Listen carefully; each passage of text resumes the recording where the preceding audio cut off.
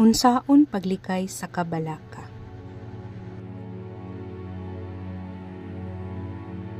Hunong sa pagbantay pirmi sa mga butang sa umaabot. Kay makahatag kini og kakuyaw sa imong hunahuna ug pagbati.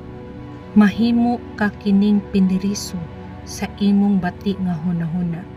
Maghuwat ka pirmi sa umaabot nga panahon nga dili manggali ka siguro ug mahitabo ba kini kanimo. Ayaw paisturbo sa mga umaabot nga panahon kay moabot ra kini nga walay pagbati. Ayaw pud ipakawat sa imong bati nga hunahuna ang kalipay unta nga maimong maamuma sa karon nga adlaw. Undangi ang sigig kabalaka sa umaabot kay dili na nimo makontrol.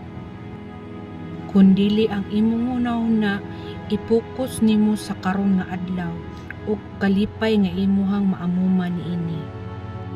Dili ang problema nga atong nasinatian ang makahatag sa ato og kagul-anan, kundi og giunsa ni nato pagdawat sa atong kaugalingon. Hunaw naa ug naa ka sa dagat, pero nagsigi ka gunahuna sa layong dapit, nakuyawan ka nga naabay bagyo nga moabot. Sa sige nimo gunahuna, dili ka malingaw sa kanindot sa balas sa imuhang tiilan. Ug ang tingog sa mga balod nga maoy makahatag kalinaw sa imong kasing-kasing. Sa isa ka adlaw, kapila man ka mabalaka sa mga butang nga umaabot, wa gani ka kasiguro moabot bagyod kini.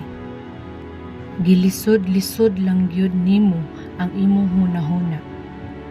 Dili buot pasabot nga dili na lang ka mangandam sa mga umaabot, kundi dili kaangay mahimong piniriso sa mga butang nga wala pa nahitabo.